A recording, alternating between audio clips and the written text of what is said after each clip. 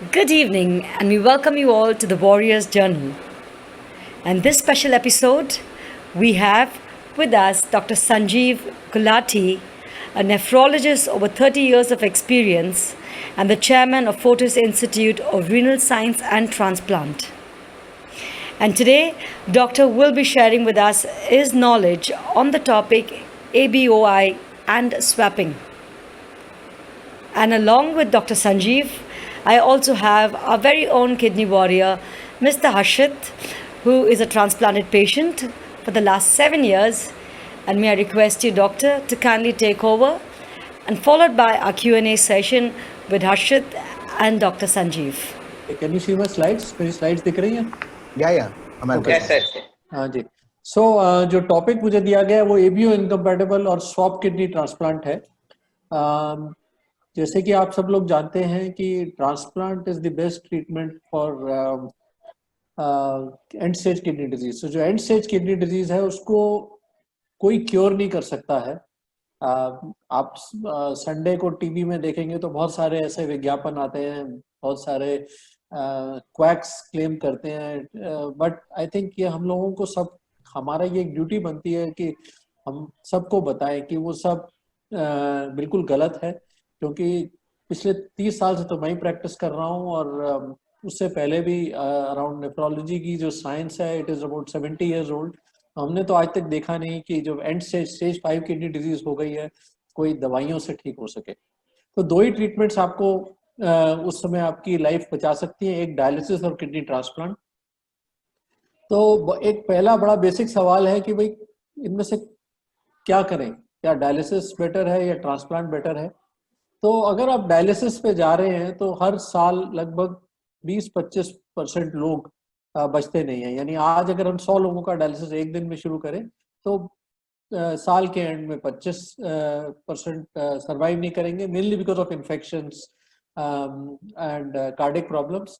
अगर हम ट्रांसप्लांट करें तो ये नंबर्स देखिए कितने ड्रामेटिकली चेंज होते हैं. अगर कैडेवरिक ट्रांसप्लांट करें तो 92% सर्वाइवल है, और अगर हम लाइव रिलेटेड किडनी ट्रांसप्लांट करें तो 96% है. और आपके मेरे सामने मेरे साथ दो ऐसे लोग मौजूद हैं जो लाइव एग्जांपल्स हैं कि दीज आर एंड इट.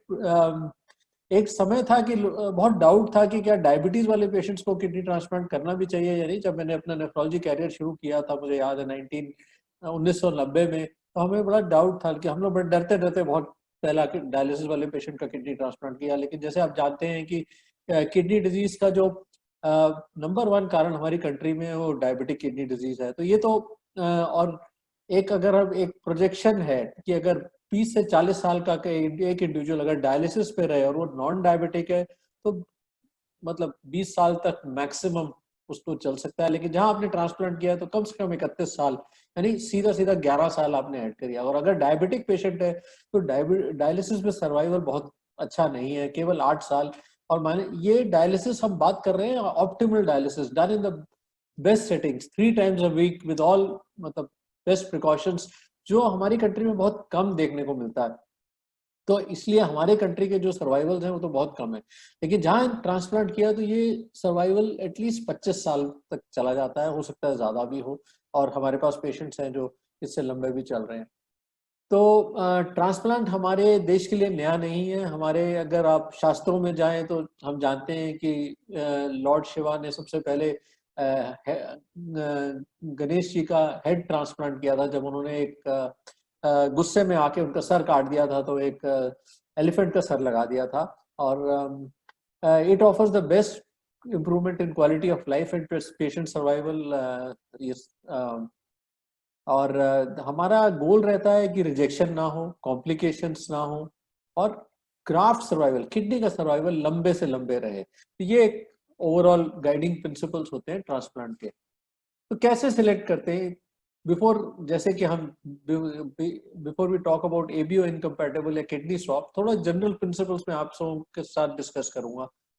तो पहली बात तो ये कि जिसका भी स्टेज 5 किडनी डिजीज या एंड स्टेज किडनी डिजीज है, सबके लिए ट्रांसप्लांट ही बेटर ट्रीटमेंट है, अनलेस उसको कोई कैंसर की बीमारी हो. लेकिन यहाँ पे भी एडवांस हो गया है कि अगर आपके कैंसर, अब हम कहते हैं कि 1 साल अगर आप कैंसर फ्री हैं एंड वी आर श्योर कि there is no residual malignancy, तो आप ट्रांसप्लांट के लिए जा सकते हैं. क्रॉनिक इन्फेक्शन जैसे ट्यूबरक्लोसिस है, तो टीबी की इन्फेक्शन के चलते चलते इमीडिएटली तो नहीं ट्रांसप्लांट करते, लेकिन हाँ 1 महीना हमने टीबी की दवाई दे दी तो ट्रांसप्लांट हो सकता है। हेपेटाइटिस सी तो अब हम हेपेटाइटिस बी के साथ ट्रांसप्लांट कर सकते हैं। टीबी एक ऐसी बीमारी है जो एक्टिव इन्फेक्शन, या फिर कोई यूरिन इन्फेक्शन या ब्लड में इन्फेक्शन है तो कुछ टाइम तक वेट करना चाहिए। कार्डियो, अगर हार्ट डिजीज बहुत ज़्यादा सीवियर है कि या रिस्क ऑफ एनेस्थीसिया है, तो ऐसे पेशेंट्स में हम पहले हार्ट की ट्रीटमेंट करते हैं, और एक बार कार्डियक फंक्शन अच्छे हो जाए तो ट्रांसप्लांट की ओर बढ़ते हैं। और लास्ट है न्यूरोसाइकेट्रिक डिसऑर्डर। इसमें ये है कि देखिए ट्रांसप्लांट के बाद लाइफ लॉन्ग मेडिसिन लेनी है, तो अगर उस पेशेंट को इतना इंसाइट नहीं है, बहुत सीवियर साइकेट्रिक डिसऑर्डर है, वो दवाइयाँ मिस कर जाएगा, तो ऐसे पेशेंट्स को हम जब तक हमें साइकेट्रिस्ट क्लियरेंस नहीं देंगे हम ट्रांसप्लांट के आगे नहीं बढ़ेंगे। एक्सट्रीम्स ऑफ एज ये बहुत रिलेटिव होता जा रहा है। एक समय था कि हम लोग कहते थे 60 साल के ऊपर ट्रांसप्लांट नहीं करना चाहिए, लेकिन जो एवरेज हम प्रिंसिपल लेते हैं कि अगर 5 इयर्स लाइफ एक्सपेक्टेंसी है तो इसमें कोई शक नहीं है कि ट्रांसप्लांट बेटर है। इवन 2-3 साल पे भी बेटर। आजकल जो ट्रांसप्लांट की एज कट ऑफ है, they have been extended right up till 80 years, इसे जीरियाट्रिक ट्रांसप्लांट बोलते हैं। और उसमें भी क्योंकि क्वालिटी ऑफ लाइफ बेटर है, तो we have to weigh it is, जो आपकी क्रोनोलॉजिकल एज है उससे ज्यादा आपकी फिजियोलॉजिकल एज ज्यादा इंपॉर्टेंट है, यानी आपके बाकी ऑर्गन्स कितने हेल्दी हैं, क्या आप सर्जरी सर्वाइव कर लेंगे। तो ऐसे में हम लोगों ने जो ओल्डेस्ट ट्रांसप्लांट हमने किया था यहाँ फोर्टिस वसंतकुंज में, मुझे याद है एक 78 ईयर्स के सज्जन थे जो मणिपुर से आए थे, and he was very clear कि उसने ट्रांसप्लांट ही कराना है। तो यंगेस्ट एज जो हमने किया है एक 4 साल के बच्चे का किया है, बट 1 साल पे भी ट्रांसप्लांट इंटरनेशनल हॉस्पिटल्स में हो रहे हैं। दिल 10 किलो का वजन रहे तो थोड़ा अच्छा रहता है। तो ये 2 किडनीज है, पुरानी किडनीज है, उनको आमतौर पे छेड़ा नहीं जाता अनलेस उसमें कोई इन्फेक्शन हो रहा हो। ये किडनी एक नीचे नहीं लगाई जाती है जो डोनर से आती है। डोनर कैसे सिलेक्ट करें, एक बहुत अहम सवाल है। तो ह्यूमन ऑर्गन ट्रांसप्लांटेशन एक्ट है, उसके तहत हमें फॉलो करना होता है सारी ट्रांसप्लांटेशन एक्टिविटी, उसके अंडर गवर्न है। तो एक ब्लड रिलेटिव होना चाहिए, फर्स्ट डिग्री या सेकेंड डिग्री रिलेटिव, वो अपनी मर्जी से दे। डोनर को कोई आंच नहीं आनी चाहिए, उसके मेडिकल कंडीशन परफेक्ट होनी चाहिए, किडनी फंक्शन अच्छा होना चाहिए। ये पहले डिस्कस हो चुका है मेरा ख्याल। एक cross match, negative cross match होना चाहिए, यानी हम देखते हैं कि अगर वो किडनी पेशेंट के शरीर में लगाए तो क्या रिएक्शन तो नहीं होगा, रिजेक्शन प्रोसेस तो नहीं होगा। तो ऐसे में हम ब्लड टेस्ट करके डोनर और रिसिपिएंट के ब्लड को मिलाते हैं, और उनके अंदर जो लिम्फोसाइट डिस्ट्रक्शन है, जो अगर पेशेंट में एंटीबॉडी है तो डोनर के लिम्फोसाइट्स को वो डिस्ट्रॉय कर देती है, तो क्रॉस मैच पॉजिटिव है। ये बहुत सारे लोग पूछते हैं कि वो रिजल्ट नेगेटिव आ गया तो क्या हम जा सकते हैं? नहीं, इसमें नेगेटिव ही अच्छा है, इसमें पॉजिटिव क्रॉस मैच अच्छा नहीं है। और ये हम बात करेंगे। एक समय था जब मैंने अपना ट्रांसप्लांटेशन का कैरियर शुरू किया था, हम स्ट्रिक्टली जो भी ब्लड ग्रुप मिलता था उन्हीं से करते थे, यानी we follow the principles of blood transfusion. O universal donor है, ए बी यूनिवर्सल रिसिपिएंट है।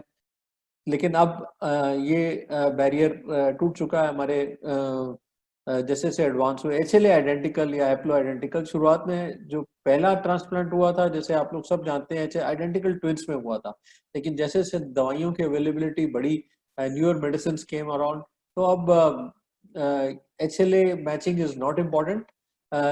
In fact husband to wife, wife to husband, कोई एचएलए मैचिंग एक्सपेक्टेड नहीं है। थोड़ी दवाइयां जरूर ज्यादा देनी पड़ती हैं, but it is better than being on dialysis. तो क्या प्रिंसिपल्स होते हैं जब हम डोनर सिलेक्ट कर रहे हैं? तो डोनर के लिए हम पहली बात तो देखते हैं कि कोई ऐसी मेडिकल कंडीशन ना हो जिससे उसका रिस्क ऑफ एनेस्थीसिया या सर्जरी पड़ जाए, because donor is doing it purely on a voluntary basis. उनका हार्ट, लिवर, लंग, किडनी, एक एक चीज असेस की जाती है, और जब सब नॉर्मल होते हैं, और दोनों किडनीज को अलग अलग देखा जाता है कि अगर एक किडनी निकाल रहे हैं तो उससे कोई वो भी जो दूसरी किडनी छोड़ी जा रही है वो भी परफेक्ट हो। और इसलिए हम वी मेक श्योर कि डोनर को बाद में जाके कोई रिस्क ना रहे किडनी डिजीज का। बहुत सारे हिचकिचाहट होती है डोनर में, जब पहली बार आते हैं हमसे पूछते हैं कि क्या लॉन्ग टर्म रिस्क है। तो इस पे बहुत स्टडीज हुई हैं। जैसे ही एक किडनी निकालते हैं तो ये कुदरत ने एक हमें हमारी किडनी में ऐसी पावर दी है कि दूसरी किडनी बड़ी हो जाती है, हाइपरट्रॉफी करती है और धीरे धीरे वो अ, जो किडनी निकाली गई उसका फंक्शन टेक ओवर कर जाती है। अगर हम 1000 नॉर्मल एडल्ट्स को ले लें तो उनमें से एक ऐसा होगा जो बाय बर्थ एक किडनी के साथ पैदा हुआ होगा, उसको पता भी नहीं होगा। यानी एक किडनी इस वन हेल्दी किडनी सफिशिएंट हमारी सारी लाइफ के लिए। और इसी के साथ जो पेशेंट भी जीता है और एक किडनी के साथ डोनर भी जीता है। और मैं तो ये कहूँगा कि शायद भगवान ने हमें 2 किडनी इसीलिए दी हैं क्या ताकि हम एक डोनेट कर सकें। हाँ, ये ज़रूर देखा गया है कि बाद में जाके कुछ जो डोनर पे स्टडीज़ हुई, उनमें प्रोटीन लेवल थोड़ा-सा प्रोटीन लीकेज बढ़ गई या कुछ में हाई ब्लड प्रेशर हो गया, लेकिन ये क्लियर नहीं था जो हाई ब्लड प्रेशर हुआ वो जैसे-जैसे उम्र बढ़ती है वैसे भी बीपी बढ़ता है, तो उसकी वजह से था या फिर किडनी निकालने की वजह से था। बट हाँ, जो डोनर्स होते हैं उनको हम yearly monitoring is very important protein leakage के लिए और हाई ब्लड प्रेशर के लिए। और जैसे मैंने बताया अब तो 1954 में पहला किडनी ट्रांसप्लांट हुआ था, तो 66 साल हो गए हैं। And it is been confirmed कि अगर आपने केयरफुली डोनर को सिलेक्ट किया है तो उसमें कोई रिस्क नहीं है, डोनर को कोई रिस्क नहीं आने वाला। क्या कुछ ऐसी कंडीशंस हैं विच exclude kidney donation? Certainly.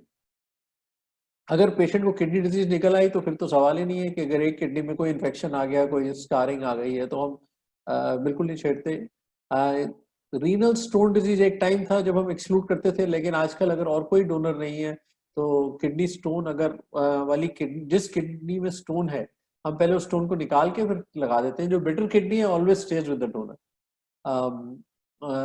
Frequent urinary tract infections भी आजकल रिलेटिव में आ गया है। अगर कोई ऑब्वियस कॉज नहीं मिल रहा है, किडनीज ठीक ठाक है तो ले सकते हैं। Hypertension with and organ damage, अगर किडनीज कमजोर हैं। डायबिटीज अभी भी आज की डेट में भी एक कॉन्ट्राइंडिकेशन है। डायबिटिक डोनर्स, क्योंकि diabetic person are at risk for kidney disease, उनको आगे जाके किडनी की प्रॉब्लम होगी और कई बार प्रोटीन लीकेज उसी समय होती भी है, तो इसलिए ये हम अवॉइड करते हैं। Any condition which increases the risk of anaesthesia and surgery, जैसे कोई लंग की कंडीशन है या फिर हार्ट की कंडीशन है, और अगर डोनर में रिसेंट मैलिग्नेंसी डिटेक्ट हुई है, कैंसर है, तो वो तो नहीं लेंगे। हाँ, कैंसर का ट्रीटमेंट हो गया है, 2 साल कैंसर फ्री है तो फिर भी ले सकते हैं।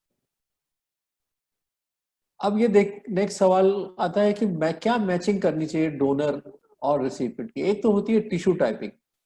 ये होता है आपके HLA एंटीजेंस होते हैं जो क्रोमोसोम नंबर 6 पे होते हैं। 6 एंटीजन ज्यादा इंपॉर्टेंट होते हैं, ए, बी और DR, और इन पे दो दो एलील्स होते हैं। हर के ए के 2 नंबर होंगे, बी के 2 नंबर होंगे अलग अलग, और डी के DR के होते हैं। इसके साथ साथ फिर C एंटीजन होता है, रिलेटिवली अनइम्पोर्टेंट है। DP, DQ, DB होते हैं, पर DR सबसे इंपॉर्टेंट है, ए और बी इंपॉर्टेंट है। तो टोटल 6 हो गए, ए, बी और DR पे दो दो मिला के 6 हो गए। तो क्लास 1 एंटीजेंस बोलते हैं ए और बी को, और क्लास 2 बोलते हैं DR को। तो हम ये मिलाते हैं डोनर और रेसिपिएंट में, तो या तो 6x6 मैच होगा या 0x6 होगा, 1x6, 2x6। 6x6 तो ट्विंस में ही होता है। 0x6 जैसे हस्बैंड हस्बैंड वाइफ में होता है। ब्रदर सिस्टर्स में it can be 6x6, it can be 3x6, 2x6। तो ये जो मेजर ट्रांसप्लांट एंटीजेंस हैं इन्हें बोला जाता है। और जैसे मैंने बताया 0 to 6 के बीच में होता है। एक समय था कि जब शुरुआत में ट्रांसप्लांट्स हुए हम कम से कम 3 एंटीजन मैच लेते थे, लेकिन जैसे जैसे मेडिसिन बेटर हुई अब तो 0 एंटीजन मैच के साथ भी ट्रांसप्लांट कर सकते हैं। हाँ, अगर आपके पास चॉइस अवेलेबल है कि आपके पास 3 डोनर्स हैं, यू आर लकी इनफ, तो देन डेफिनेटली हम देखते हैं कि किसका बेस्ट एंटीजन मैच आ रहा है और ही विल बी। जो दूसरा स्टेप है और जो ज्यादा इंपॉर्टेंट है between donor and recipient is ये टेस्ट होता है क्रॉस मैच, जिसके बारे में पहले भी मैंने अभी बात की थी। ये लेबोरेटरी टेस्ट है, वो बताता है कि क्या पेशेंट में कोई ऐसी एंटीबॉडीज हैं डोनर के अगेंस्ट। तो डोनर के लिम्फोसाइट्स और रिसिपिएंट का सीरम हम मिक्स करते हैं, और अगर वो लिम्फोसाइट्स डिस्ट्रॉय हो जाए तो इसका मतलब रिएक्शन हो रही है, इसलिए नेगेटिव क्रॉस मैच होना चाहिए। और ये हम कोशिश करते हैं लास्ट 2 वीक्स में होना चाहिए। और तीसरा हो क्राइटेरिया मैचिंग का ब्लड ग्रुप का था, वो अब नहीं रहा, जैसे मैंने बताया उसके बारे में और अभी बात करेंगे। तो इम्यूनोसप्रेसिव थेरेपी लाइफ लॉन्ग चलती है। वो इसके कुछ ब्रॉड बेसिक प्रिंसिपल्स हैं कि benefits of transplant outweigh the risks of chronic immunosuppression. It is a necessary evil. It is required indefinitely, unfortunately, and you have to be very regular with it. You cannot afford to miss even a single drug. हम at least most of drug regiment लेते हैं, जैसे कि बहुत सारे लोग आप लोग ले रहे हैं। शुरुआत में ज़्यादा डोजेस देते हैं और धीरे धीरे उसको टेपर आउट करते हैं, कम करते हैं। जितना अच्छा मैच होगा उतनी कम डोजेस आपको मिलेंगी, उतना रिस्क ऑफ। ये ब्रॉडली स्पीकिंग दवाइयां हैं। Cyclo high dose newer agents में टैक्रोलिमस है, साइक्लोस्पोरिन, कॉर्टिकोस्टेरॉइड्स, एंटीमेटाबोलाइट्स। तो हर एक ग्रुप में से एक एक लेते हैं। कुछ नई दवाइयां हैं, शायद आप में से कुछ लोग जानते होंगे, सिरोलिमस, एवरलिमस पे। ये एंटीबॉडी इंडक्शन है, यानी जिस समय सर्जरी हो रही है उस समय इंजेक्शन दिए जाते हैं। इनमें एटीजी है, एंटी लिम्फोसाइट ग्लोबुलिन है और बेसिलुक्सिमैब है। ये ऑप्शनल रहते हैं। अगर आपका मैच अच्छा नहीं है या फिर ब्लड में एंटीबॉडीज हैं तो ये जरूर इस्तेमाल करें। लेकिन 50% से अगर ज्यादा मैच है तो आप अपने डॉक्टर से डिस्कस करें कि is it absolutely required, because you can save considerable amount of money because they are expensive injections. So ये पुरानी दवाइयां थी। जब मैंने ट्रांसप्लांट का कैरियर अपना शुरू किया, स्टेरॉइड्स देते थे, एजाथायोप्रिन देते थे, फिर साइक्लोस्पोरिन आ गई और आजकल tacrolimus has replace cyclosporine. It is far more efficacious. Mycophenolate has replace azathioprine और मोनोक्लोनल एंटीबॉडीज आ गई हैं, डिफरेंट जगहों पे एक्ट करते हैं। So they have a synergistic effect, एक दूसरे की मदद करते हैं। तो ये है, जैसे मैंने बताया कि इंडक्शन में या तो हम सिमुलेट नाम की एक दवाई है जिसकी 2 डोजेस देते हैं, एटीजी देते हैं, या टैक्रोलिमस, एजाथायोप्रिन या एमएमए फॉर प्रेडनिसोन, और स्टेरॉइड्स प्रेफर करते हैं। और तो स्टेरॉइड फ्री प्रोटोकॉल्स भी आ गए हैं। ये कुछ कॉम्प्लिकेशंस हैं अर्ली और लेट। लेट में, अर्ली में सर्जिकल कॉम्प्लिकेशंस ज़्यादा रहती हैं, लेट में इन्फेक्शंस आर वेरी इंपॉर्टेंट हमारी कंट्री में। इसलिए जो भी हम इम्यूनोसप्रेसिव प्रोटोकॉल यूज कर रहे हैं उसमें इन्फेक्शंस को ध्यान रखना है। और जितना ही स्ट्रॉन्ग इम्यूनोसप्रेशन रहेगा उतना रिस्क ऑफ रिजेक्शन कम रहेगा, लेकिन इन्फेक्शंस का रिस्क बढ़ जाएगा। तो ये इसको एक बहुत टाइट रोप वॉक करना है, बैलेंस आउट करना है। साथ साथ हमें याद रखना है कि कैंसर भी हो सकता है ट्रांसप्लांट के बाद, ग्रोथ सफर होती है, क्रॉनिक रिजेक्शन अगर आप प्रॉपर डोजेस दवाइयाँ की नहीं ली, क्रेटिनिन बढ़ना शुरू। इसलिए मॉनिटरिंग बहुत इंपॉर्टेंट है, रेगुलर फॉलोअप नेफ्रोलॉजिस्ट के साथ इंपॉर्टेंट है। बच्चों में ग्रोथ वेरी इंपॉर्टेंट। हम स्टेरॉइड्स या तो इस्तेमाल नहीं करते या कम से कम डोज पे इस्तेमाल करते हैं। ज़्यादा डोजेस टेक्रोलिमस, साइक्लोस्पोरिन के लिए तो टॉक्सिसिटी हो जाती है। कुछ बीमारियां ऐसी हैं जो ट्रांसप्लांट के बाद दोबारा आ सकती हैं। ट्रांसप्लांट रीनल आर्टरी सिरोसिस हो सकता है। तो ट्रांसप्लांट इज, ये एक हमारे बहुत फेमस ट्रांसप्लांट सर्जन थे, उनका कोट है, the renal transplantation is like marriage, it means benefits for many, curse for some, but risk for all. तो जैसे आप शादी भी करते हैं इसलिए ट्रांसप्लांटेशन तो करानी ही चाहिए। आफ्टर ऑल जो लोग रिस्क लेते हैं वही लाइफ में सक्सीड करते हैं। People who play safe often and up losing a lot of advantages. तो ये कुछ रिसेंट एडवांसेस हम डिस्कस करेंगे, एबीओ इनकम्पैटिबल ट्रांसप्लांट और स्वॉप ट्रांसप्लांट। अच्छा, कुछ हु आर दी पेशेंट्स ये हमने डिस्कस कर लिया। रोल ऑफ नेफ्रोलॉजिस्ट, ये बहुत सारा इसमें कंफ्यूजन रहता है कि नेफ्रोलॉजिस्ट का क्या रोल है। Nephrologist plays a key role before transplant. He does the medical workup of the recipient, manages and optimise the medical therapy and decides on the medical कौन सा इम्यूनोसप्रेसिव आपके साथ देना है पेशेंट को, वो आपका नेफ्रोलॉजिस्ट डिस्कस करेगा, बाद में भी वो फॉलो करता है। डोनर को देखते हैं मेडिकल कंडीशन के लिए। इमीडिएट पोस्ट ट्रांसप्लांट पीरियड, जैसे ही आप पेशेंट बाहर आता है the nephrologist takes over. First 3 days is a combined management between the nephrologist, the transplant surgeon and sometimes the intensivist या एनेस्थेटिस्ट जो होते हैं। और उसके बाद जब डिस्चार्ज हो जाते हैं तो नेफ्रोलॉजिस्ट आपको रेगुलरली फॉलो करते हैं रिजेक्शन, इन्फेक्शन देखने के लिए। पहले महीने में कुछ सर्जिकल कॉम्प्लिकेशंस हो सकती हैं, तो सर्जन का भी बहुत इंपॉर्टेंट रोल रहता है। एक स्टेंट होता है जो लगभग हम 2 से 3 वीक, 2 to 3 weeks पे निकाल देते हैं, but beyond 1 month surgical complications are by and large rare. और अगर वो समय निकल गया है तो देन अगर आपका नेफ्रोलॉजिस्ट कहता है तो जरूर आप सर्जन के पास जाएं, बट मेक श्योर कि नेफ्रोलॉजिस्ट। पेशेंट का रोल तो सबसे इम्पोर्टेंट है, उसको लाइफ लॉन्ग दवाई लेनी है। कुछ लोगों को ब्लड प्रेशर की दवाई भी साथ लेनी पड़ती है, शुगर के लिए मॉनिटर करते हैं, हड्डियां कई बार कमजोर होती हैं तो उसमें भी उसकी मॉनिटरिंग जरूरी है। और most important, you have to be in constant touch with your nephrologist and so that हम आपकी कॉम्प्लिकेशंस मॉनिटर कर सकें, किडनी फंक्शन मॉनिटर कर सकें और बाकी ऑर्गन्स को भी चेक कर सकें।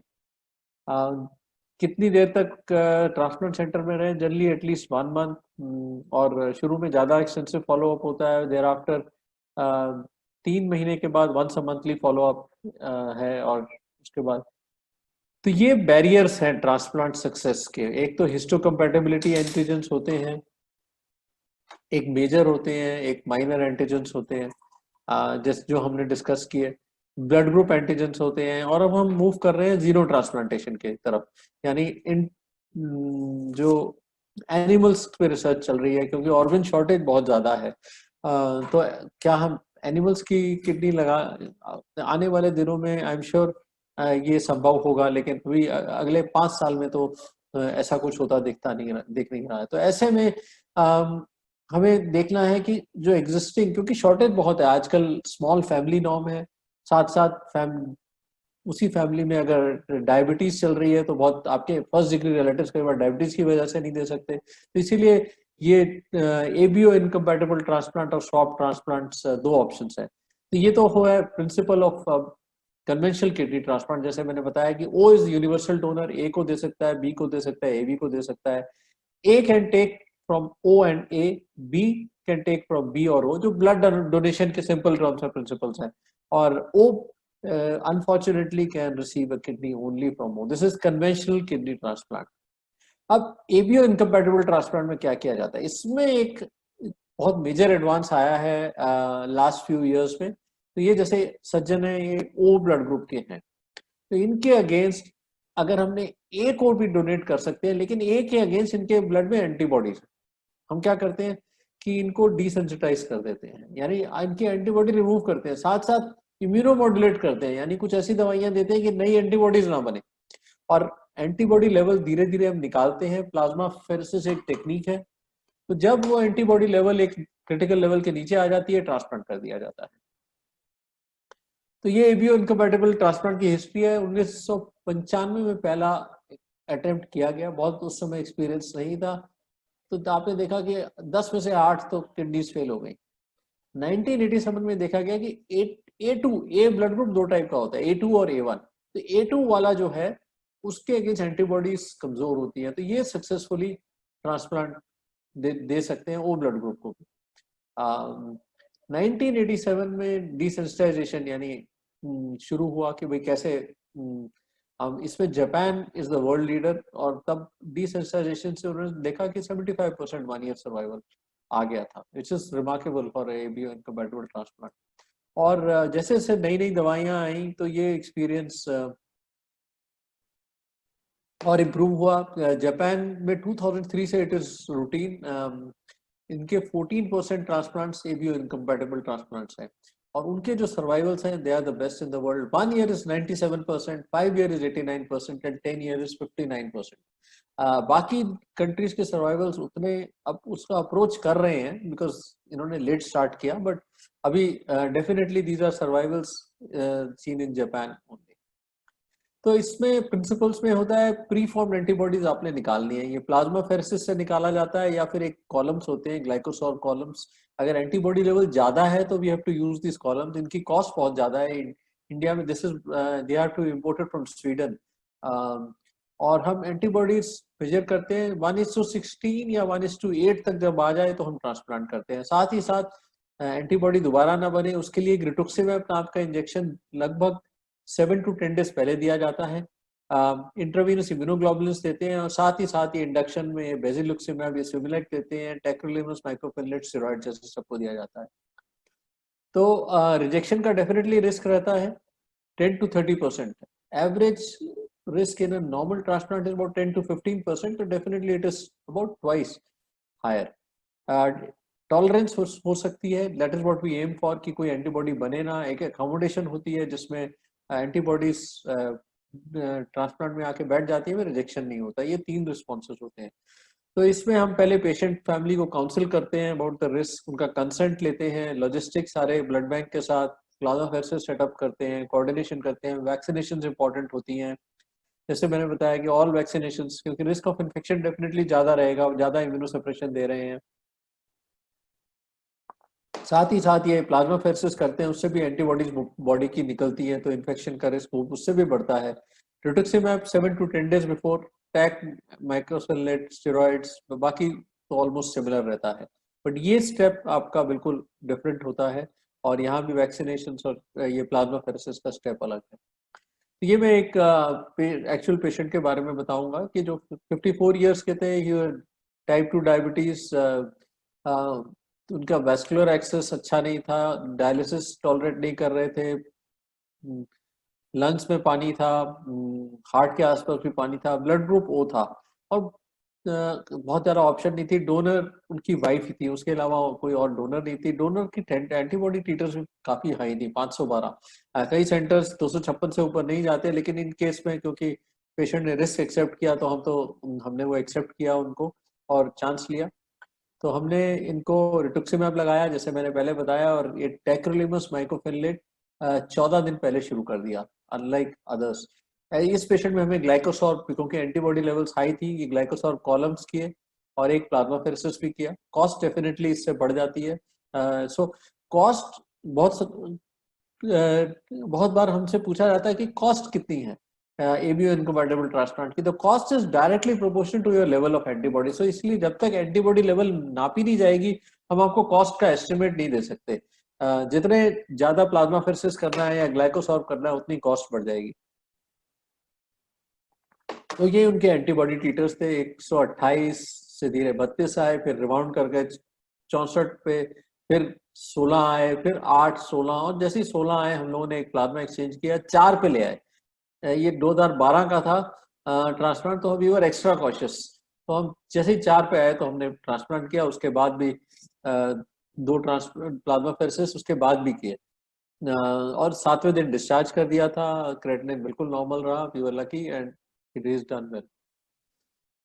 तो end-stage kidney disease continues to be a growing problem. Treatment is transplantation is the treatment of choice. Development of new drugs and continues, और rejection rates कम होंगे, हो रहे हैं, इसलिए हम immunosuppression we have to tailor, and ABO incompatible transplant is now a reality. अब हम बात करेंगे किडनी स्वैप की। एक बार ये एक और स्लाइड थी वो शायद इसमें, तो ये अब इधर आ जाते हैं। जैसे अगर आपके डोनर ए है और आपने बी को किडनी देनी है, तो हमारे पास एक और इजियर ऑप्शन है एबीओ इनकम्पैटिबल ट्रांसप्लांट का, यानी पेशेंट और 2 फैमिलीज जिनके अपोजिंग ब्लड ग्रुप्स हैं। जैसे एक फैमिली में बी है और पेशेंट उनका बी, ये जैसे ये मान लीजिए बी पेशेंट है, ये ए डोनर है, तो एक और फैमिली है जिसमें ए पेशेंट है और बी डोनर है, तो वो दोनों किडनी एक्सचेंज कर सकते हैं, यानी अक्रॉस ब्लड ग्रुप। और ये इसका एक बहुत बड़ा एडवांटेज ये है, क्योंकि ब्लड ग्रुप मैच कर रहे हैं, तो हमें एक्स्ट्रा दवाइयाँ यूज नहीं करनी पड़ती, और इसीलिए जो कॉस्ट है वो कम रहती है, जो लॉन्ग टर्म रिस्क है वो भी कम रहते हैं। तो ये एक समरी में स्वैप किडनी ट्रांसप्लांट्स, 2 यानी कॉम्प्लीमेंट्री फैमिलीज आपस में मिलके ये they have to agree to it, then we do, this is how we do the ABO incompatible transplant. I think कुछ we can move on to certain question. This is also I like to share मेरा YouTube channel है जहाँ पे हमने बहुत सारी information डाली हुई है on different aspects of kidney diseases, including diet, dialysis, kidney transplant, diet after kidney transplant. तो जो लोग इस ज़्यादा इंफॉर्मेशन लेना चाहें तो वो इस YouTube चैनल को सब्सक्राइब कर सकते हैं, और ये हमारी टीम थी। Now I will stop here so that we can take questions. Yeah, definitely, Dr. Sanjeev. Thank you so much. आपने जिस तरह से इस कॉम्प्लेक्स टॉपिक को सबसे पहले एक्सप्लेन किया है, आई एम श्योर बहुत लोगों की हेल्प हुई होगी, लेकिन कुछ लोगों के हो सकता है दोबारा कुछ क्वेश्चंस हो, तो हाँ बिल्कुल क्वेश्चंस हैं। मुजाहिद जी शायद पहला क्वेश्चन। मुजाहिद जी आप पूछ सकते हैं अपने क्वेश्चन। सर गुलाटी साहब नमस्कार। नमस्कार मुजाहिद जी। हर्षित भाई नमस्कार। आपका बहुत बहुत शुक्रिया कि आपने KWF के कहने पर ये समय दिया, उसका हम आपका शुक्रिया अदा करते हैं। मेरा सवाल ये है कि स्वैप जो ट्रांसप्लांट है, ये 2 फैमिलियों की खुशी का एक ठिकाना है कि जिससे बिल्कुल बिल्कुल दो फैमिलियों में खुशियां मिल सकती हैं, सेल्फ ट्रांसपोर्टेशन, जहां पर उनकी परेशानियां दूर हो सकती हैं। जी। क्या कोई ऐसा मैकेनिज्म हम कर सकते हैं कि उन फैमिलियों का हम रजिस्ट्रेशन कर लें? एक्चुअली ड्यू टू इन्फॉर्मेशन देर बहुत सारी ऐसी कमियां रहती है कि लोग परेशान होते रहते हैं, वेरी इस ट्रू। हॉस्पिटल में, उस हॉस्पिटल में, इस सिटी में, उस सिटी में, लोग आपस में बहुत सारे परेशान। अगर इसका कोई मैकेनिज्म, इसकी कोई ऐसी व्यवस्था हो जाए कि हम एक जगह इसका रजिस्ट्रेशन कर लें और उन लोगों को इन्फॉर्म कर दें, तो मेरे ख्याल से एक बहुत अच्छा काम होगा। क्या ये पॉसिबल है? आई थिंक दिस इज, ये बहुत ही अच्छा सवाल है। डेफिनेटली ये इसमें स्वैप में दो तीन चीजें हमें देखनी होती है। पहले तो द किडनी एक रजिस्ट्री बनाना तो अनिवार्य है, क्योंकि एटलीस्ट एक आपको अपॉर्चुनिटी मिलती है। Second is between the two families, उन दोनों को आपस में मिलना होता है और जानना होता है कि ये प्रोसेस क्या है। इसलिए अगर वो अक्रॉस सिटीज है तो थोड़ा ज्यादा कॉम्प्लेक्स रहेगा। अगर वो इन द सेम सिटी है तो इट बिकम्स इजियर। तीसरा रहता है कि एक थ्योरेटिकल रिस्क रहता है कि अगर मतलब एक फैमिली, मान लीजिए कि मैचिंग हो जाए, सब कुछ हो जाए, तो ये जो सर्जरीज हैं they have to go simultaneously. यानी दोनों पेशेंट्स को सर्जरी साथ के साथ होनी चाहिए, क्योंकि अगर आपने एक की एक दिन पहले कर दी तो कहीं ऐसा ना हो कि जो दूसरा जो बाद में है वो फैमिली बैकआउट ना कर जाए। तो ये कुछ चैलेंजेस हैं। बट डेफिनेटली अगर एक रजिस्ट्री हो जाएगी, एक शुरुआत रहेगी, and I think kidney warrior it some NGO has to take it forward. हम लोगों ने सरकार से कई बार कहा है, नोटों से भी कहा है, बट नोटो का जो फर्स्ट प्रायोरिटी रही है to give a fillip to the cadaveric organ transplant. तो some NGO has to take it forward कि एक डोनर स्वैप रजिस्ट्री ले, सो दैट अगर दूसरे सिटीज में भी है तो you know the donor and the recipient can be flown across. The only limitation is कि जो दोनों सेंटर्स में सर्जरी हो रही है, they have to make sure that it is done on the same day. And I will request कि आप लोग किडनी वॉरियर फाउंडेशन में please go ahead and initiate this and also spread awareness about this. Definitely definitely doctor, आप सबका support है and then हम सब भी इस चीज के लिए ट्राई कर ही रहे हैं। कुछ और क्वेश्चंस हैं, जैसे कि किसी ने पूछा कि एबीओआई ट्रांसप्लांट के बाद क्या मेडिसिन की डोज हाई रहती है, और अगर नॉर्मल से हाई रहती है तो फिर उसका लॉन्गेटिविटी का क्या है, या साइड इफेक्ट्स जो रहते हैं मेडिसिन का उसका क्या कैसे रहता है? देखिए, एबीओ इनकम्पैटिबल ट्रांसप्लांट में जो डिफरेंस आता है वो पहले महीने में आता है। ओके। क्योंकि that is the most difficult period. शुरुआत का पीरियड अगर आपका ठीक निकल जाता है तो उसके बाद की दवाइयों में ज्यादा फर्क नहीं है। लेकिन हमने जो शुरुआत में दवाइयां दी हैं, जो हमने आपका प्लाज्मा फेरेसिस किया है, जो एंटीबॉडी इंडक्शन दिया है, रिटुक्सिमैब दिया है, उसका असर डेफिनेटली कुछ मतलब देर तक रहता है। तो ये देखा गया उनमें इन्फेक्शंस, क्योंकि इम्यूनिटी आपने ज्यादा दबाई है तो इन्फेक्शंस का रिस्क मार्जिनली हायर है। और जैसे मैंने बताया, रिजेक्शन का रिस्क भी हायर है। रिजेक्शन का रिस्क हायर, रिजेक्शन होते हैं तो आप और इम्यूनोसप्रेशन देते हैं। तो अगर, लेकिन जो भी रिजेक्शन देखी गई है वो पहले महीने में ही देखी गई है। पहले महीने के बाद there is a process called accommodation, यानी किडनी और जो बॉडी है वो आपस, जो इम्यून रिस्पॉन्स है वो एडजस्ट कर जाता है। तो उसके बाद की दवाइयों में बहुत ज्यादा अंतर नहीं है between an ABO incompatible and ABO compatible transplant. Okay okay.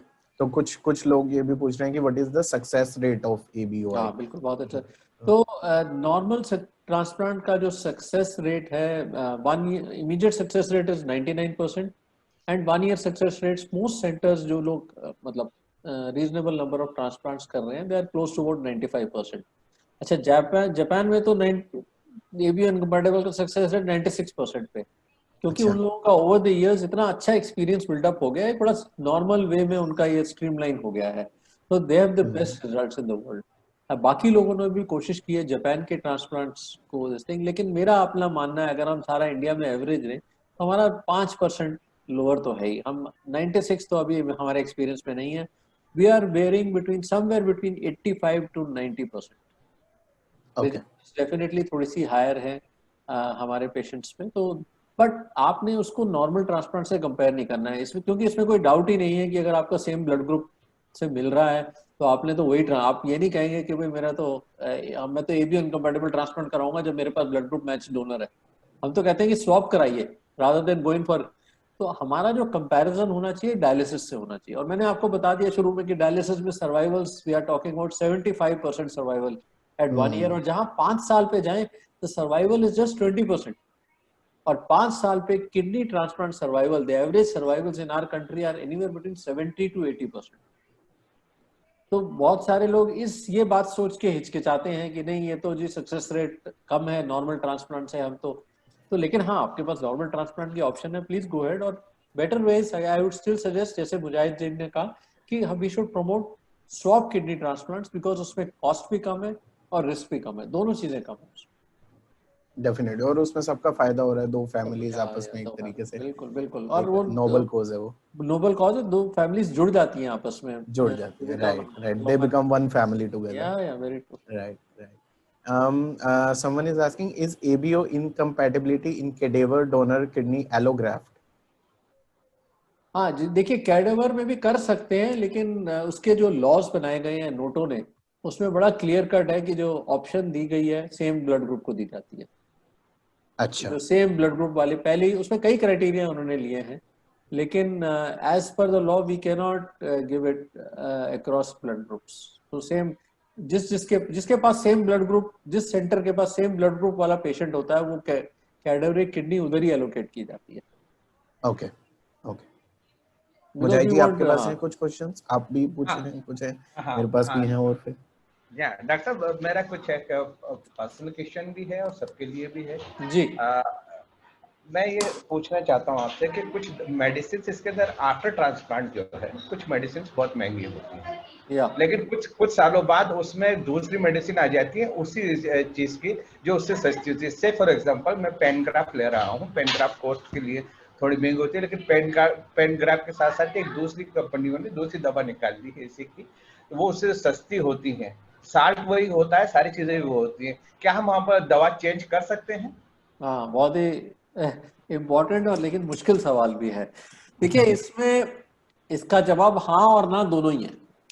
तो ये मैं आपको इसका एक सबसे क्लोजेस्ट एग्जांपल दूंगा कि आप अगर बाजार में जा रहे हैं, एक कोई कमोडिटी है, it is available by different companies, तो आप कैसे सिलेक्ट करेंगे? ये कोई कंपनी थोड़ी मतलब सुनी हुई रिलायबल तो होनी चाहिए ना, और इसमें तो एक आपकी लाइफ का सवाल है। तो generics are available in India, लेकिन ये जो दवाइयाँ हैं बहुत अहम होती हैं क्योंकि इनकी ब्लड लेवल्स बहुत इंपॉर्टेंट होती हैं। आपके एंटीबायोटिक की तरह तो है नहीं कि आपने एक एंटीबायोटिक खाई, ठीक है, अगर उसमें 50% भी थी तो चलो आपका काम चल गया, इसमें तो रिजेक्शन हो सकता है। So the true proof is in measuring blood levels.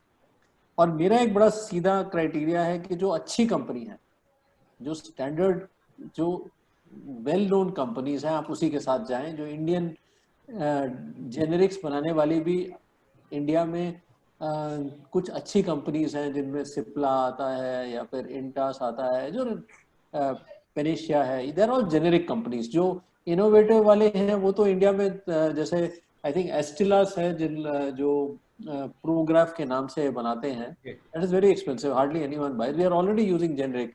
Biocon is actually again a world leader. तो और भी कई कंपनीज हैं, बट कुछ ऐसी हैं जो बिल्कुल ही नहीं होती है। तो हमें ये नहीं पता कि उनकी जो प्रोसेस है, मैन्युफैक्चरिंग प्रोसेस, वो कितनी रिलायबल है। We don't want you to experiment on yourself, so trust your nephrologist. वो जरूर हम लोग, क्योंकि ये इन कंपनीज के बारे में आप भी खुद देख सकते हैं कि जो रिलायबल Zydus एक बहुत अच्छी, ये these are very well known companies which are there now in international market. So मेरा ये सजेशन रहेगा कि don't क्योंकि and no two drugs are the same, क्योंकि बनाने की प्रोसेस में अगर हम चेंज कर भी रहे हैं तो मेक श्योर कि ड्रग लेवल्स जरूर मॉनिटर कर रहे हैं tacrolimus की, क्योंकि drug levels we have found them to change and that is why we monitor drug levels periodically. तो कुछ selected or do it after consultation with your nephrologist. That is my best my recommendation. Thank you. One question more, doctor ji. साहब, और वो मेरा आखिरी question भी होगा। बाइसोलोन को क्या टेपर सिस्टम से मिनिमम डोज के बाद भी कम किया जा सकता है? कैलकाटा के हाँ कॉन्फ्रेंस में मैंने सुना कि वहाँ डॉक्टर साहब ने बताया था कि हाँ इस बाइसोलोन को जो स्टेरॉइड है इसे कम किया जा सकता है। नहीं मेरा 10 साल हो गया ट्रांसप्लांट में, 5 mg में बाइसोलोन अभी भी ले रहा हूँ ओके, स्टेरॉइड। क्या वैसे कुछ ज्यादा वो नहीं है, लेकिन बताते हैं कि ये सबसे खतरनाक दवा है बाइसोलोन जो है। नहीं नहीं, देखिए आ, बाइसलोन या तो जी अब एक मैंने ब्रीफली एक बताया था स्टेरॉइड फ्री ट्रांसप्लांट्स के ऊपर, ठीक है। Yes yes. तो स्टेरॉइड फ्री ट्रांसप्लांट्स में भी बहुत एक्सपेरिमेंटेशन किया गया और ये देखा गया कि आपने अगर स्टेरॉइड्स बंद कर रहे हैं तो the best time to do it is within the first 1 week, ठीक है। उसके बाद एक बार आप इस घोड़े पे सवार हो गए तो आप बेटर ये है कि उस पर सवार रहिए, दवाई थोड़ा कम कर दीजिए। और 5 mg के beyond it is very tricky, क्योंकि हमारे पास ऐसा कोई ब्लड टेस्ट नहीं है जो आपकी इम्यून लेवल को मेजर करे। मैं आपके बच्चों में हम क्या करते हैं कि 1 साल अगर अच्छा निकल जाए, 1 साल अगर बिल्कुल ठीक निकल जाए तो 5 बड़ी केयरफुल मॉनिटरिंग में 5 mg ऑल्टरनेट डे पे आ जाते हैं। But there is a risk involve and you have to be very very close. अगर आपका अच्छा चल रहा है और स्टेरॉइड्स को इतनी ज्यादा, स्टेरॉइड्स के साइड इफेक्ट्स में आपको आप जानते हैं कैटरैक्ट हो सकता है। एक बार कैटरैक्ट हो गया और आपके रिप्लेस कर दिया दोबारा नहीं होगा, डोंट वरी, जो आर्टिफिशियल लेंस है उस पर कोई असर नहीं है। सेकेंड है थोड़ा बोन्स को कमजोर करते हैं तो उसको मॉनिटर करें और उसके लिए कैल्शियम और बिसफॉस्फोनेट्स ले सकते हैं। थोड़ा रिस्क ऑफ डायबिटीज रहता है। स्टेरॉइड फ्री ट्रांसप्लांट्स इतने ज्यादा हमारे देश में पॉपुलर हुए नहीं क्योंकि steroid is the cheapest medicine, और अगर स्टेरॉइड्स नहीं यूज कर रहे हैं जो बाकी मेडिसिन जो देनी पड़ती हैं they come at a higher cost, success rate भी कम है स्टेरॉइड फ्री ट्रांसप्लांट का। तो इसीलिए अगर आपके 10 साल हो गए हैं और आप कहते हैं कि मैं स्टेरॉइड बंद करूं, मैं तो नहीं एडवाइस करूंगा। If everything is going fine तो 5 mg खाने में कोई नुकसान नहीं है। हाँ, 5 से कई लोग 4 पे आ जाते हैं, कई लोग 3 पे भी आ जाते हैं, but that is all hit and trial. हो सकता है किसी को कुछ ना हो सकता है रिजेक्शन हो जाए। तो it again, I think discuss it with your nephrologist based on his experience, he will take a call.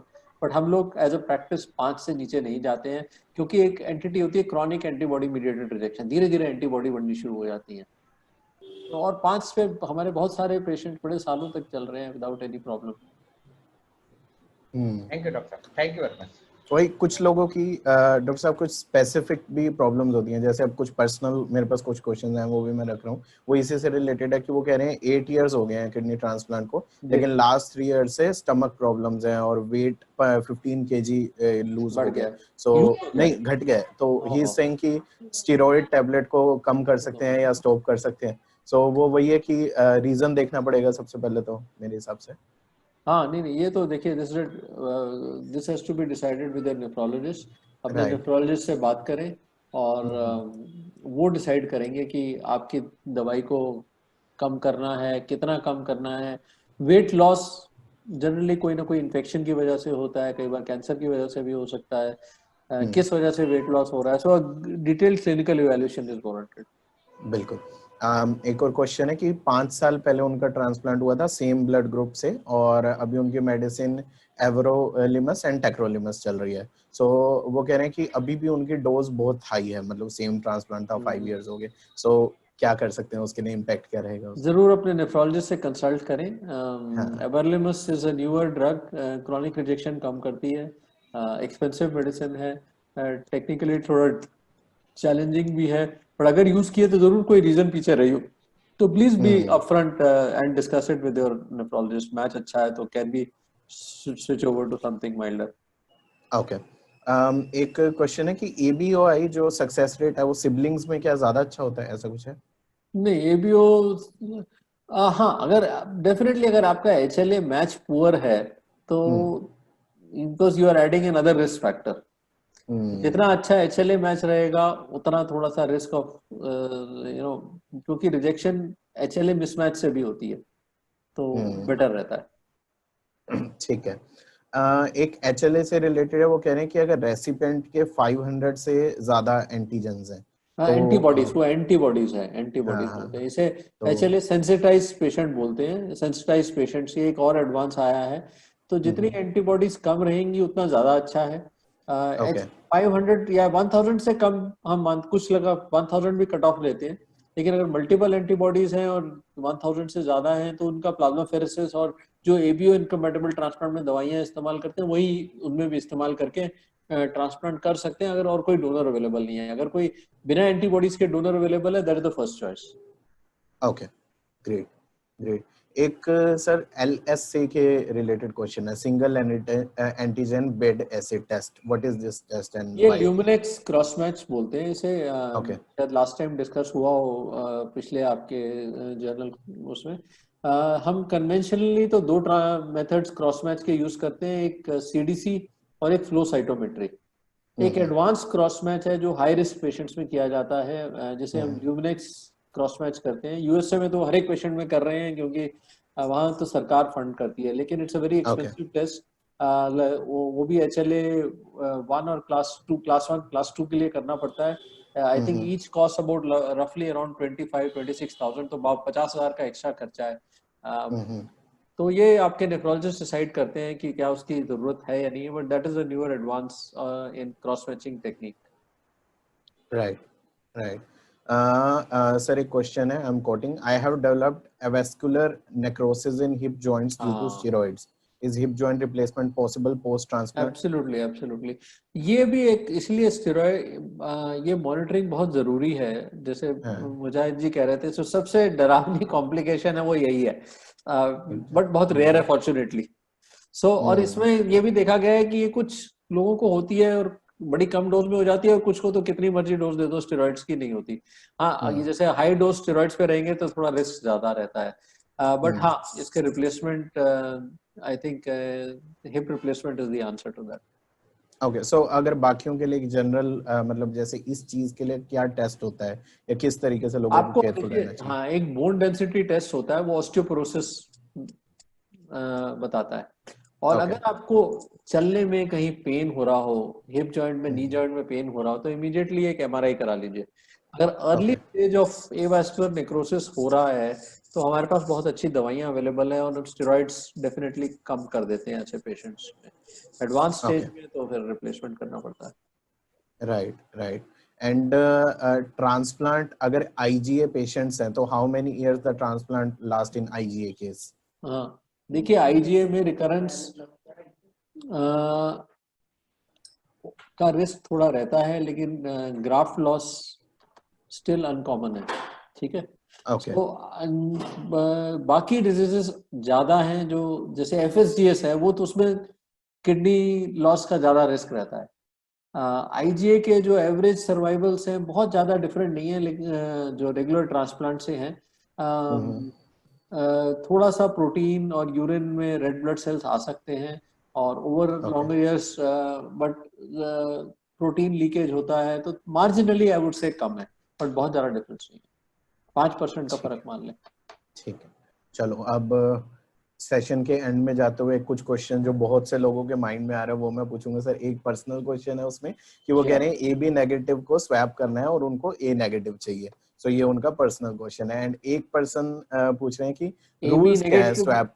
एक minute, will stop at this. AB negative को स्वैप करना है, यानी और उनको A नेगेटिव चाहिए। देखिए, प्रॉब्लम इसमें थोड़ी सी ये आती है कि मैंने बोला AB is a universal recipient, right. ठीक है, तो अगर किसी की फैमिली में AB का पेशेंट है, उनकी फैमिली में कोई भी डोनर होगा वो उनको दे सकता है, ठीक है।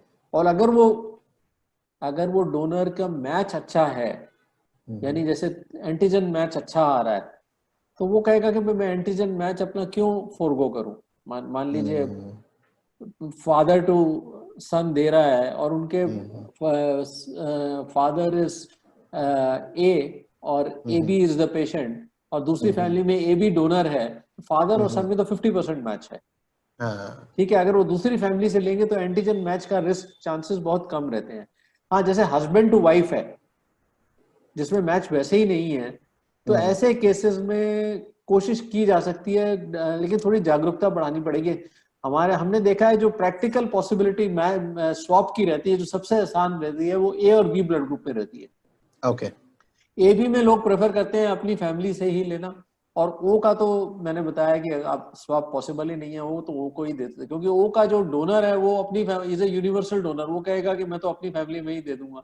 लेकिन हाँ, आगे जाके अगर हम थोड़ी जागरूकता बढ़े और कई बार क्या होता है कि एंटीबॉडीज होती हैं, जैसे मान लीजिए आपकी फैमिली में डोनर है, फादर टू सन है, लेकिन सन में एंटीबॉडीज हैं अगेंस्ट फादर, जो क्रॉस मैच है वो पॉजिटिव हो गया, ऐसे केसेस में definitely swap is the answer, क्योंकि वो अपने फैमिली में तो दे नहीं सकता, कोई और दूसरा उसको मिल जाएगा जिसमें अगेंस्ट एंटीबॉडीज नहीं है, बिकॉज एंटीबॉडीज की प्रेजेंस में तो ट्रांसप्लांट करना बहुत रिस्की हो जाता है, जो HLA एंटीबॉडीज है। तो ये में स्वैप, तो अगेन इसके लिए भी हमें एक नेशनल रजिस्ट्री बनानी चाहिए, और इसके कंप्यूटर एल्गोरिथम्स आ गए हैं, किडनी पेयर डोनेशन बोलते हैं, जो जिसमें ये सारी चीजें हम डाल देते हैं और वो कंप्यूटर बताता है कि भाई ये सब इतने अवेलेबल हैं, आपके लिए बेस्ट मैच ये है। अच्छा, राइट। भाई वो लोगों को ना अभी उस तरह की अवेयरनेस नहीं है, जैसे लोग पूछ रहे हैं कि स्वैप किडनी ट्रांसप्लांट के लिए होम टू अप्रोच की कोई वेटिंग लिस्ट है या क्या करना है? वेटिंग लिस्ट देखिए, अनफॉर्चुनेटली आप योर बेस्ट बेट इज कि जो आपके शहर में जो ट्रांसप्लांट सेंटर है, हर एक हॉस्पिटल में अपनी वेटिंग लिस्ट बनाई हुई है अभी तो ये है। अभी तो next first step would be a city wise list. अगर सिटी में भी अगर हम एक लिस्ट बना लें तो वो एक बहुत बड़ा एडवांस रहेगा। And next we should aim for a country wide list. Right, बिल्कुल। हाँ, उसमें क्योंकि क्या है ना, सबको एक इंफॉर्मेशन है तो एटलीस्ट एक कॉमन प्लेटफॉर्म है। एक और इसमें कैच है, जो ह्यूमन ऑर्गन ट्रांसप्लांटेशन एक्ट कहती है कि जो स्वैप्स में only first degree relatives can be accepted as donors. तो जैसे ट्रांसप्लांट में हम कहते हैं कि हमारे ये चाचा का बेटा दे रहा है, मेरा कजन ब्रदर दे रहा है, so that will be acceptable for your transplant. But अगर आप स्वैप कराना चाह रहे हैं तो as of now the law doesn't permit that, so first degree only can be swapped। ये भी एक चैट बॉक्स, आई थिंक ये सवाल भी था। राइट, उन्होंने पूछा। अच्छा, एक सर है कि वो कह रहे हैं उनके ब्रदर का भी डायलिसिस हो रहा है एंड 70% मैच है उनके फादर की किडनी से, तो अब now going to have a transplant, so what is in case of IgA के सही? हाँ, नहीं, जो भी है 70% match is a very good match. I think there is no doubt they should go ahead. IgA के लिए भी मैंने बताया, सारी किडनी डिजीजेस के लिए transplant is better then dialysis. कुछ के रिकरेंस रेट होता है ज्यादा और कुछ में ग्राफ्ट लॉस ज्यादा होता है। IgA में रिकरेंस रेट तो है, थोड़ा हल्का सा प्रोटीन, हल्के से RBCs आ जाते हैं, ग्राफ्ट लॉस उतना नहीं है। FSGS में भी ग्राफ्ट लॉस का रिस्क, किडनी लॉस का रिस्क रहता है 20-30% का, लेकिन उसमें भी हम ट्रांसप्लांट नहीं बताते हैं क्योंकि डायलिसिस से बेटर है। तो चलिए, जैसा भी सब लोग मेहनत कर रहे हैं आगे बढ़ने के लिए कि सबको ट्रांसप्लांट में मिले, कहीं ना कहीं फैमिली से मिले या स्वैप से मिले, क्योंकि कहीं ना कहीं वो आपकी नई लाइफ की तरह है। जब आप ट्रांसप्लांट कर रहे हैं सब कुछ आपके लिए नया स्टार्ट हो रहा है वहाँ पे। So thank you so much doctor Sanjeev, आज आपने टाइम दिया एंड आई थिंक सब लोगों के बहुत ही इंपॉर्टेंट टॉपिक था और काफी अच्छे से आपने एक्सप्लेन किया। आई एम श्योर सब लोगों के आंसर्स हो गए होंगे वहाँ पे। और अगर फिर भी किसी को कुछ क्वेश्चंस है, आप डेफिनेटली डॉक्टर के साथ टेली कंसल्टेशन भी ले सकते हैं। आपका टेली कंसल्टेशन का ऑप्शन होगा एंड आपने अपना यूट्यूब चैनल भी शेयर किया, काफी आपने सबकी हेल्प करी और किडनी वॉरियर्स फाउंडेशन की तरफ से, मिस्टर मुजाहिद की तरफ से, मैं सबकी तरफ से I would like to thank you. धन्यवाद। I think I am really impressed कि किडनी वॉरियर फाउंडेशन जैसी एक ऑर्गेनाइजेशन हमारे देश में है और हमें we should use this platform to spread greater awareness. हम लोग एक प्रेशर ग्रुप भी बना सकते हैं गवर्नमेंट के ऊपर to initiate to cut down the cost of immunosuppressive medicines, to make transplantation funded by the government as जैसे USA में है and due course of time.